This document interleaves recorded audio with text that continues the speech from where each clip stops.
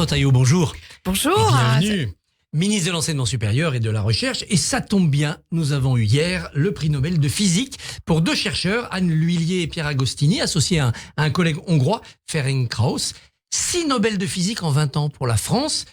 Vous-même, vous êtes spécialiste des dispositifs à hétérojonction 4-4 en technologie bipolaire. Alors, on va pas en parler ce matin. Non, vous êtes sûr? Sûr. J'ai trouvé ça, bien sûr. Je ne sais pas de quoi il est question.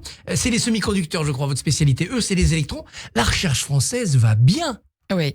Alors, en tout cas, on est fiers. C'est une fierté d'avoir ces 2 prix Nobel suite au prix Nobel d'Alain Aspect l'année dernière. Et donc, ça montre aussi l'excellence de nos formations scientifiques en physique. Mais on a eu aussi l'année dernière une médaille Fields de mathématiques bien sûr. Avec Hugo Duminil-Copin. Et ils sont donc, souvent charismatiques. Une belle moisson. Nos Nobel sont souvent charismatiques. Pierre-Gilles Degène, Georges Charpak, Cédric Villani. Ça, c'est important aussi, faire passer la passion. Je pense que ce sont des gens qui connaissent l'impact de la diffusion de la culture scientifique, de l'importance de communiquer, d'attirer vers les sciences, en particulier de parler aux jeunes. Et on le voit avec Alain Aspect, mais on le voit avec Anne L'Huillier, avec tous. Et puis, toutes ces prix Nobel représentent finalement une physique assez fondamentale, mais qui donne des perspectives claires d'application, même si elles n'existent pas. Alors sur le prix Nobel d'hier, il y a aussi des perspectives en électronique sur les semi-conducteurs justement, avec les électrons, le savoir un peu maîtriser ou comprendre le mouvement des électrons.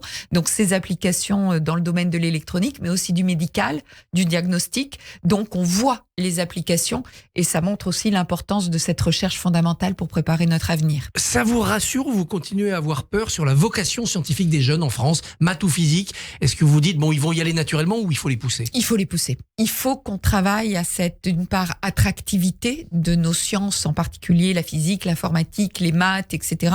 Et il faut aussi que tout au long des cursus, et c'est à partir de l'école primaire, c'est tout petit, on leur montre que c'est accessible, on leur montre les applications, on les fasse rêver, parce que la science, c'est aussi comprendre le monde et faire rêver. Et je pense qu'on a un travail à faire.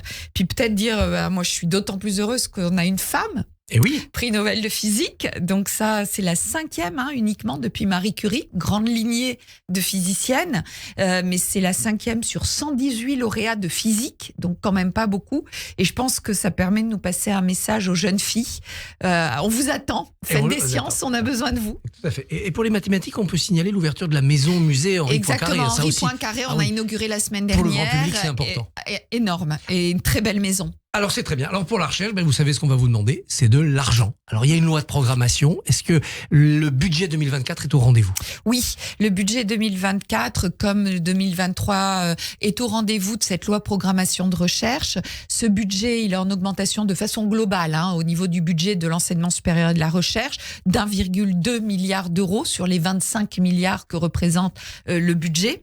Donc on est à peu près à un peu moins de 5% d'augmentation, donc dans un contexte de désendettement, dans un contexte de responsabilité, d'un budget responsable, c'est un budget en augmentation. Et dans cette augmentation, une part, à peu près la moitié, c'est l'application pour la loi programmation de la recherche, avec en particulier, vous le disiez, une attractivité sur les salaires. Donc sur cette loi, il y a des postes. Cette année, on met 725 postes de plus pour l'année 2024. Il faut savoir qu'au total, à peu près, cette loi programme 5200 postes, plus de 5000 postes de plus dans l'enseignement supérieur. Et puis, une attractivité aussi des salaires. La rémunération des enseignants-chercheurs va croître. Alors, on a une rémunération. Alors, je voudrais parler des doctorants aussi, parce que c'est important. Donc, déjà, aujourd'hui, on est passé en 2000, on avait un salaire d'à peu près 1780 euros, 85 euros. On est à plus de 2000 et on va aller à 2300 euros par mois pour un doctorant. Alors, pour les enseignants-chercheurs et les chercheurs, pareil, sur l'indemnitaire, par exemple, leur prime de base, socle, sans contrepartie, était à 1200 en 2000, elle va être à 6400 à la fin de la loi programmation. Elle est autour de 3500, 4000 entre 2023 et 2024. C'est un véritable effort. Ce ne sont pas non plus des fortunes.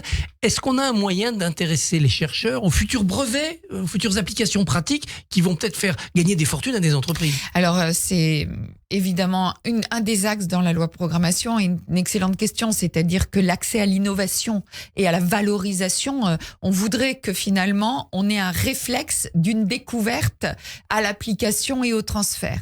Et donc oui, il y a de l'intéressement possible pour les chercheurs qui pourront transférer ou avoir des brevets, etc. Mais aussi des mobilités facilitées dans les deux sens d'ailleurs. Il est important que ce monde académique, et ça fait un moment que ça évolue et que c'est le cas, mais je dirais, ait de plus en plus d'interactions avec le monde socio-économique dont on fait maintenant partie quand on fait partie de l'enseignement supérieur et de la recherche. Donc on a favorisé ces mobilités. Je reviens aux doctorants, mais on a doublé le nombre de bourses qu'on appelle CIFRE, qui sont des bourses de doctorat qui sont faites d'une part en laboratoire académique et d'autre part en entreprise. En entreprise. Alors aujourd'hui, vous rendrez public le bilan de Parcoursup 2023. Alors j'ai regardé les chiffres. 108 jours de délai en 2018, 37 jours aujourd'hui. C'est devenu une machine performante. Oui, je crois que ce qui caractérise Parcoursup depuis qu'il a été créé, c'est son amélioration continue. On sait que c'est une période stressante pour les jeunes entre le choix pour leur avenir, le baccalauréat à passer, donc on se doit d'améliorer cette plateforme qui leur permet d'avoir la visibilité sur 23 000 formations, c'est-à-dire devant leur ordinateur, ils peuvent connaître, postuler à toutes les formations en France. Donc aussi bien en proximité, parce que c'est important de donner l'accès en proximité, que partout en France. Donc c'est vrai qu'on a beaucoup amélioré. On a essayé de réduire ce stress en réduisant, comme vous l'avez dit, cette période où ils ont leur proposition de vœux, et on est arrivé à la réduire effectivement à un mois environ, ce qui est quand même assez performant aujourd'hui. On pourra faire mieux encore? Non, je pense que à peu près à quelques jours près, on essaye de vraiment garder ce le traitement des données 30-37 minimal. jours, mais il faut ce temps de choix, de finalement de fluidifier ces propositions des vœux, et on va rester à peu près sur cette période d'un mois. Alors 93,5% des lycéens ont reçu une réponse. 73% sont satisfaits du délai de la réponse. Il y a une petite disjonction là. C'est la satisfaction sur laquelle on peut progresser. Oui, je pense que c'est l'accompagnement sur lequel on a beaucoup progressé cette année. Vous l'avez dit, sur les temps, sur la temporalité pour réduire le stress. Beaucoup progressé aussi sur la transparence de Parcoursup, sur les critères. Mais là, avec Gabriel Attal et le ministère de l'Éducation nationale, on travaille sur l'accompagnement en amont, l'orientation, parce que Parcoursup ne peut pas se préparer en terminale. Parcoursup, il va se préparer bien avant, donc même au collège pour la connaissance des métiers, mais dès la seconde, avec l'enseignement supérieur, on va améliorer, accompagner cette orientation au lycée. Il faut mieux savoir ce qu'on veut pour pas être déçu. Exactement. En aval. Et puis avoir, je dirais, par exemple, on veut faire médecin. On sait que c'est difficile d'arriver à une carrière de médecin, etc. Et il y a beaucoup de métiers qui permettent de travailler dans le domaine de la médecine, à l'hôpital, même si on n'arrive pas à faire médecin. Et je pense que tous ces métiers se découvrent en amont, se préparent, les voies d'accès aussi. Et il faut qu'on accompagne nos jeunes et leurs familles à découvrir un peu l'ensemble de nos parcours et des métiers. Pour 2024, vous promettez plus de transparence dans Parcoursup et notamment mieux expliquer les décisions prises. Mais concrètement, ça va être quoi? Un numéro vert où on appelle pour savoir pourquoi on a été pris ou pas pris? Alors, effectivement, d'abord, ça veut dire, on a fait dès 2023 cette année, pour chaque formation, il y a une fiche qui accompagne chaque formation avec les critères de choix, en fait, des commissions d'enseignants du supérieur. Ce sur quoi on va être jugé. Ce sur quoi on va être jugé. Et par exemple, est-ce qu'on est jugé sur les notes en discipline? Est-ce qu'on est jugé sur d'autres qualités? Avec les poids de ces jugements. C'est donc pas ça, un jeu de hasard. Voilà. Exactement. Et c'est les jugements de la commission des enseignants qui regardent les dossiers. Donc ça, on l'a fait. Et l'idée, c'est de comprendre maintenant pourquoi, vous l'avez dit, on a été pris ou pas, enfin pas pris, surtout, c'est là où on a besoin de comprendre. Donc c'est sous quelle forme on va donner des retours. Il faut savoir qu'aujourd'hui déjà, un étudiant qui n'est pas pris a le droit et on se doit, s'il le demande, de lui donner la raison de son refus ou du fait qu'il n'a pas été accepté à une formation. Donc il le demande, il a la réponse.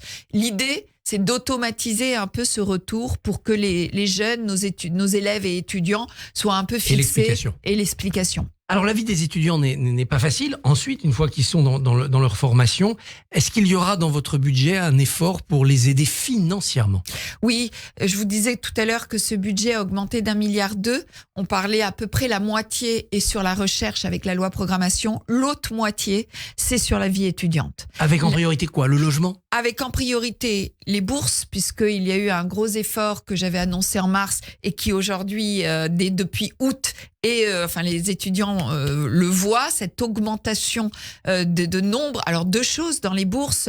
Un demi-milliard, 500 millions d'euros ont été mis en plus par le gouvernement à cette rentrée. D'une part pour les bourses, c'est-à-dire qu'ils sont mieux rémunérés, entre 37 euros par mois jusqu'à 127 euros par mois si vous changez d'échelon. Donc une augmentation bien au-dessus de l'inflation. On a voulu accompagner, mais aussi plus d'étudiants boursiers. On a changé le barème et on va avoir au moins 35 000 étudiants de plus boursiers et environ 140 000 étudiants qui vont changer d'échelon. Donc les bourses. Et évidemment, la restauration, la pérennité du repas à 1 euro. On a, apporté cette compensation au Crous, c'est 50 millions d'euros pour permettre de façon automatique à tous les boursiers de bénéficier du repas à 1 euro, mais aussi tous les étudiants qui ont des difficultés, non boursiers, précaires, peuvent avoir accès au repas à 1 euro. Et ça, très rapidement. Du jour au lendemain, ils peuvent avoir accès. Parce que quand on a faim, on n'attend pas. Donc, le process a été fluidifié. Et puis, le logement, vous en parlez. Évidemment, on travaille avec les Crous. On va avoir la rénovation de tous les logements Crous qu'il reste à rénover, les 12 000, les 7%.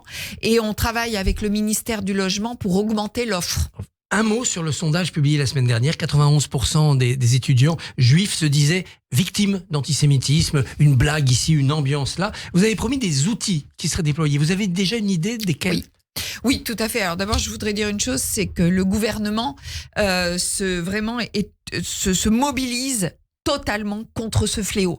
Pour nous, il est clair que l'antisémitisme, et sous quelque forme que ce soit, est intolérable, inadmissible. Alors vous l'avez dit, ça peut être des actes de violence physique, mais parfois des actes de la petite blague, comme on dit. Et les outils, il nous reste peu de temps. Alors je vous le dis, les outils, vous avez raison directement. Les outils, c'est que dans chaque université, école, il y a un référent antisémitisme, racisme, discrimination. Donc ce référent, il est là pour identifier les faits, accompagner les victimes vraiment, et puis mettre en œuvre par le président d'université des sanctions qui peuvent être soit disciplinaires et ou judiciaires. Donc on a les outils et je dois rassembler les référents antisémitisme, racisme dans les semaines qui viennent pour accélérer, mieux les identifier et tolérance zéro. Eh bien Brigitte Retailleau, merci bonne journée. Beaucoup. Merci. Merci beaucoup Christophe Barbier. Et la phrase à retenir de votre invité ce matin, il faut qu'on travaille à l'attractivité de nos sciences, maths et physique. Il faut qu'on fasse rêver les enfants dès le plus jeune âge. Merci beaucoup Christophe et à demain.